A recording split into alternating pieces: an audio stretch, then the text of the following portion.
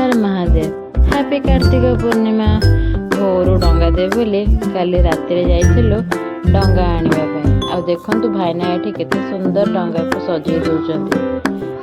डंगा आनिलु ता सहित डंगा रे दबा पई सामग्री सब भी आनिथिलु।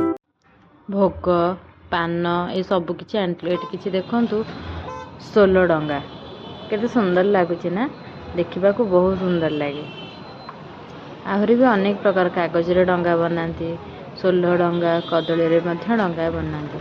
एठी डंगा रे दबा पई फूल अरुआ चाउल पान आ दुब बरकुली पत्र मिलथिला।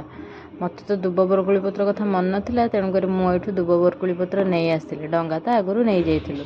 एठी देखंतु भोर भोर नणंद भाउज आमे गाधेई रेडी हेकी चालु डंगा दबा पई। देखंतु डंगा दबार किछि मुहूर्त आ का मा बई गीत बोली आमे दी जण डंगा दे देथिलु। तापर बहुत गुडी मंदिर आमे दर्शन करथिलु। एठी देखंतु मो नणंद डंगा दुजंती। एते भीड़ सेठी हेइथिला कहिबार नै। ठेला पेला आ डंगा गुडी को पवन ने किछि भासु न थांती, अल्प किछि दूर जाई कूल रे ही लागि जाउ थांती। देखंतु केते भीड़ हेइथिला एठी। या परे आमे जाइथिलु महादेव को मंदिर। देखंतु सेठी फूल दीप भोग बेलपत्र माଳ ने महादेव को डाकिलु, तांको दर्शन कलु।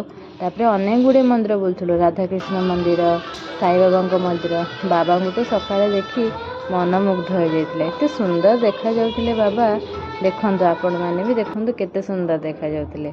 एठी जगन्नाथ को देखंतु, तापर एठी राधाकृष्ण, तापर अछंती राम लक्ष्मण सीता हनुमान।